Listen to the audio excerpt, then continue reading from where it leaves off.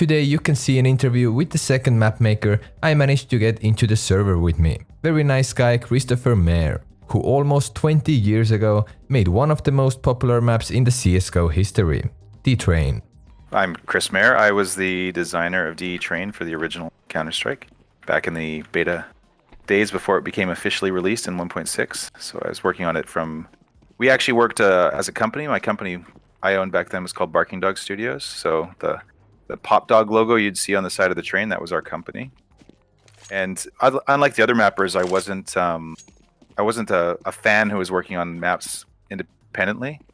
Min Lee, who made Counter-Strike, actually worked for our company. So we were working on some other stuff for Valve at the time, a single-player mod, and we worked on Team Fortress Classic with those guys. And they said, since Min works for you and you work for us, how about you guys work on Counter-Strike? Because it was taking off really big at the time. So that was around beta 2. Beta 4 and 5, our team took over the code and worked on it because Min was very busy in school and helped him out a lot. So we part of that was building maps. I was a map builder, so... In the brief introduction, we missed one very important thing that you definitely want to know. How old is he? 46. Nice. Yeah, I've been doing this for a long, long time. So I started working in 95 at Radical Entertainment. Alright, little what happened before story. Before I worked in the Half-Life stuff, I started off working on Wolfenstein maps a long, long time ago. And then Doom maps, and then Duke Nukem maps, and any game that had a map editor, I just wanted to build maps for.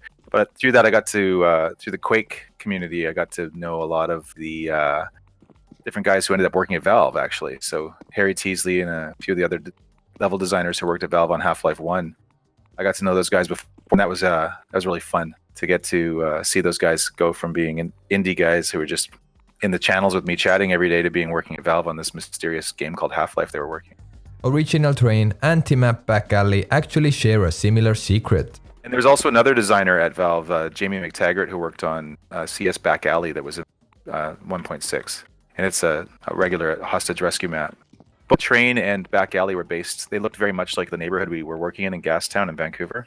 So the train cars and a lot of the other imagery and stuff from the map were taken straight from our neighborhood. A lot of that graffiti was from train cars right in the alley, right by our work. Next up, how did he even get into the map making? I was always building games. My mom was a huge fan of board games and game puzzle games and different types of things like that. So since I was very little, I played every type of game I possibly could. We had a massive board game collection. And then when video games, I'm old enough that video games came out when I was alive. They didn't exist before I was about 8 or 9 years old. They were like very early rudimentary things. But then all of a sudden you could get home systems, and we had like every home system and every game. My mom was a huge gamer, so she'd buy all these games for us and we'd play all the time.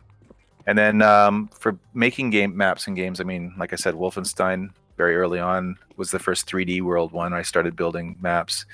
And then after that, just any single game that had a level editor, I would spend time building stuff in. But when it got to Quake, that's when the world started to feel like the real true 3D worlds. That's when it became really interesting. I spent a lot of time working on that. I worked on a few mods in Quake that weren't released. A Wolfenstein 1 mod in Quake, which was just sort of recreating not the game of Wolfenstein 1, but sort of like a World War II.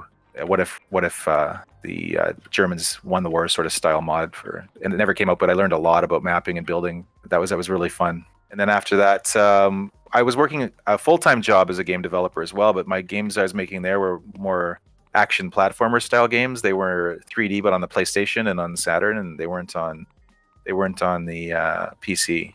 So in my spare time, I was still making games. And I'd actually, previous to working at Radical, I was working independently on a game with a group of guys from around the world before people really did that, making a first-person shooter game that was like Doom for the Amiga back in the day, and that sort of fell apart. So then we talked about the Pop Dog story and one little secret on the original CS 1.6 version of the train. So it's Barking Dog Studios, logo. Well, Barking Dog Studios has bark lines coming out of the dog, but our team, there were two teams in the company. One was called Cat Dog. That was the team that worked on Cataclysm, the homeworld game. And the other team was called Pop Dog. And don't know why it became called, why we decided to call the team Pop Dog.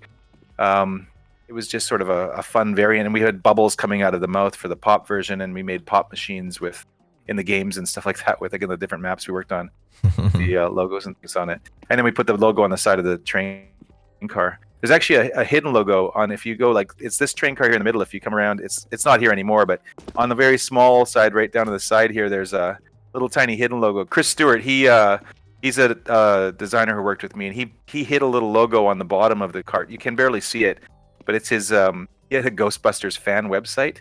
So on the original car with the Pop Dog logo, you can see a little tiny logo on the side that's actually his website little sticker. So we had fun hiding little details around. And that car, if you crouched and went under the car, it had the dogs bark inside the car. You can hear the dogs barking underneath the car, it's just kind of fun. Although I have played lots of Train back in the 1.6 days, I didn't know, at least I couldn't remember this little secret about the Old Heaven/Sniper's Nest. So the other Sniper's Nest, the original one on the other side, they had two in source. So the Sniper's Nest on the other side, when you go up, you can hear the plane fly over. That was a sort of a fun indicator. It used to have a timer on it, but Valve changed that. It used to be like, if you were up there after a certain number of seconds, the plane would fly over, and that would give a indication to the other teams that someone's up in the Sniper's Nest. It wasn't, now it's sort of immediate, I think. I'm not sure if this one actually makes noise when I go up in it, and there's what they do with theirs. I'll find out.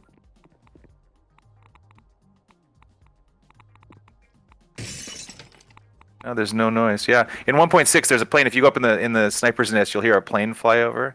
And if you go by the Ivy wall, which is back this area over here near the terrorist start, they still have some ivy on the wall here. This wall here, this wall here would make birds singing noises. You'd hear those through the map. So if you were over in the middle A area, you'd still hear some of the bird singing noises and know somebody's back in this area. It doesn't tell you which team is back here. It just lets you know somebody came by the area. So there's lots of little hidden sounds like that were kind of fun, but you really had to be paying attention to it. What do you think? Should there be similar sound cue secrets in the CSGO too? Let me know in the right top corner of the video. Meanwhile, Chris talks how did he start creating T-Train. It was a disaster. I only had a couple months to build the map, and I spent the better part of about a month doing a completely different map. I originally had this idea of a moving train. So I'd played a map in Unreal Tournament that had a moving train, a really big fat train moving down this tracks, and they sort of faked the background moving. And I had my mindset, I'm going to do that. It's going to be so much fun. And Soldier of Fortune had a map like that as well. And so I built this map, and it just wasn't working. Finally, after about a month, I said, you know what, I'm running out of time. So I gave up and did a doodle of this layout for this map. And it came together. I think that I did the drawing in about an hour.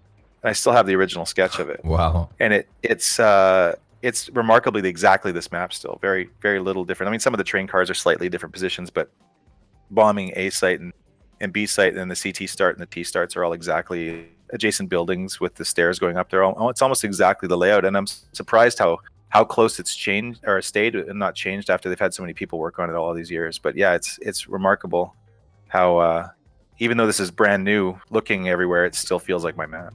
It's crazy to think that the 1 hour sketch became a very popular map, loved by so many people. But this is how it goes sometimes. Next up, about the very first spot he built. No, the very first spot I built was the terrorist start. That's the very first area over here. Very first area I built was right here. My truck was positioned coming in from here. The truck was over on this side, but it was this very first little hallway here branching in that I built when I started to actually build the physical map.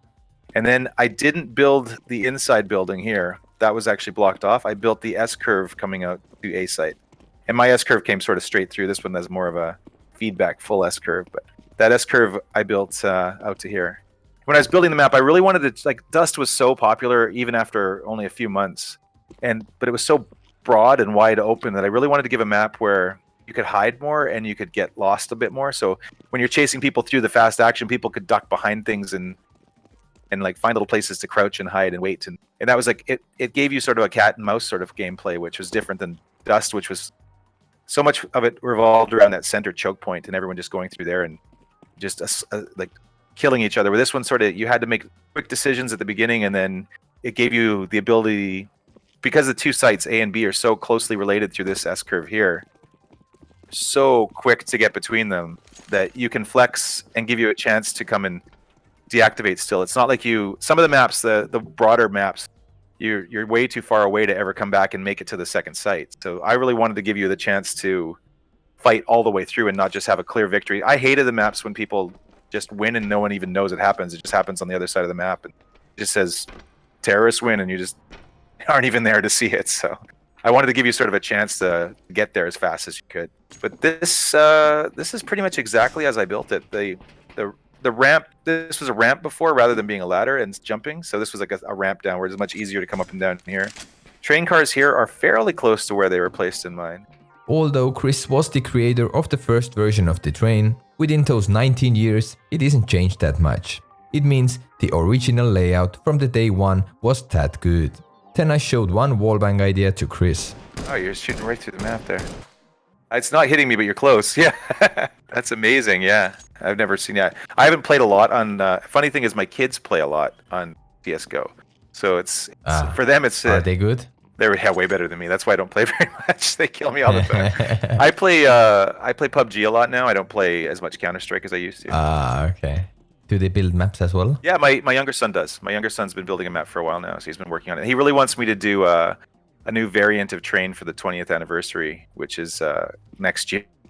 So it's the map's that old now. So I don't know if I have time to do a full map. They're a lot more work than they were back. It's a lot. Yeah, you need a full team. What does he like the most about the map? I liked the one thing I was really proud of is how fast the terrorists make their decisions at the beginning. Like they can really spread out from this point here. They've got 3 basic options in front of them where they can really go fast, and each one of those options allows them to circle back. So that where we were up by the terrorist, I don't know what you're calling it, the A site ladder back in there that you were shooting through the wall. That gives you that quick drop back into A, which is really nice, where you can drop into the corner here. It's so nice that you can come back in. See, if you're making your way down the halls and you see there's a whole bunch of counter terrorists ahead of you, you can quickly go another direction. And like I said, those close, even though there's some long corridors where you can shoot long distances, like down to the end, down those areas like that, you still end up having the ability to quickly duck in and hide and move around the trains, which gives you a nice camouflage. And if you're quiet and move around slowly, you can avoid the whole team and they won't even know you're there, which is, I really enjoyed that compared to the other DE maps that were out at the time. Like Assault was much more broad and open with lots of little tunnels and things going around, and Aztec is very open. And Nuke, they're just all different styles, right? Italy was fun. I really liked Italy. It sort of had a similar feel to this, where tight little corridors and you could hide away a little bit here and there. But the train cars specifically gave you these blockers to hide behind. Yeah. It was a lot of fun. The question I know you wanted me to ask from him, how much money did he earn with the train? So we worked, Barking Dog worked for Valve as a company, so it's a little different than the other mappers. I know that they all sold their maps individually. Our maps were part of our development, so they paid us to do, we wrote all the code for the shooting and all of the inside. Min had written everything himself. He was working on the whole game by himself, and we decided to, Valve decided to pay us to help him out because he was finishing university.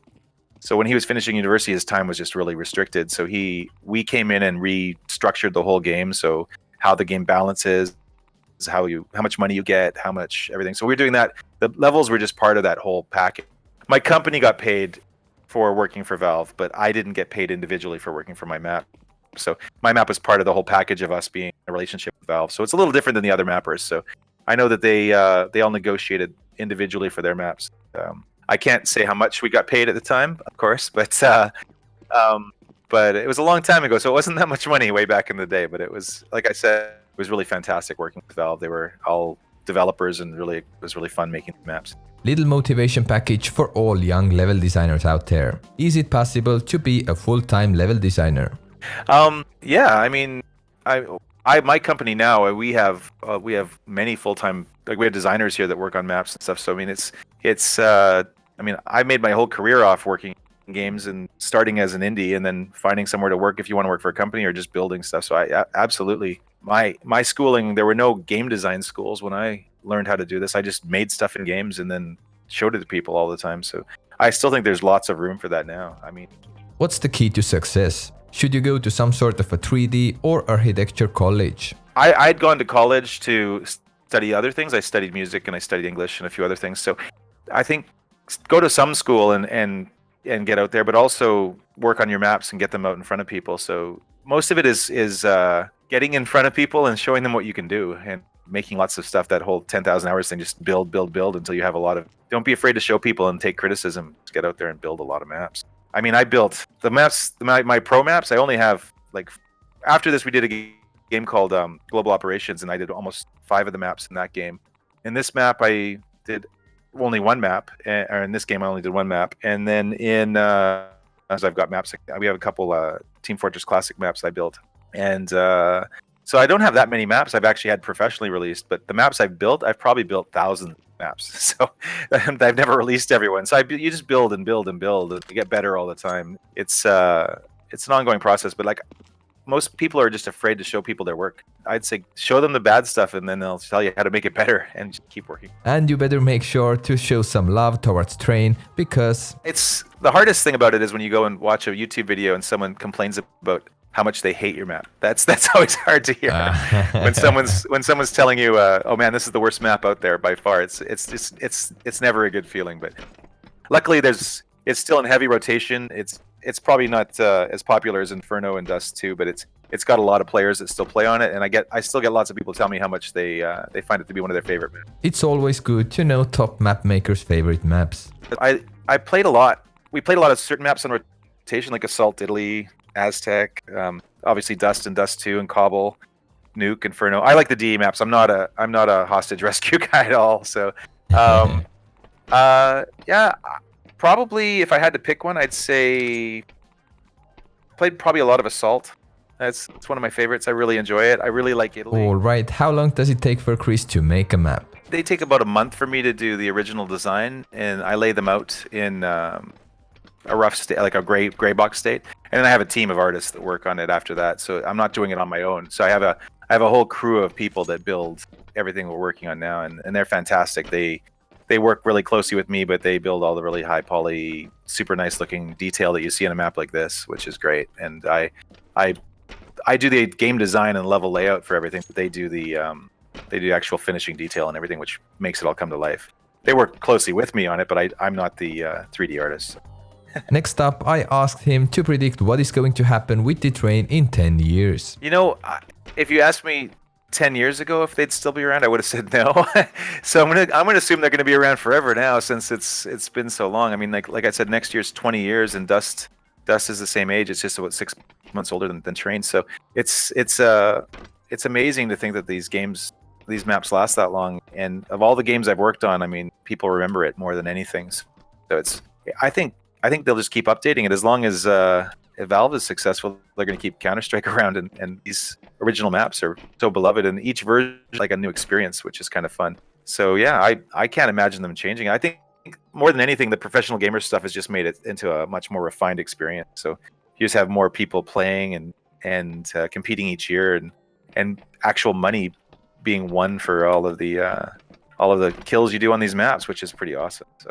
Lastly, he has something to say to all the Train fans. Obviously, thank you for playing all these years, because if you hadn't kept playing, they would have removed the map from the game. And there's been a lot of maps I've seen that I thought were just as good, if not better, than my map that have gone away. So it's nice to see this one stick around for so long and be used in competitions so much. So thank you for playing.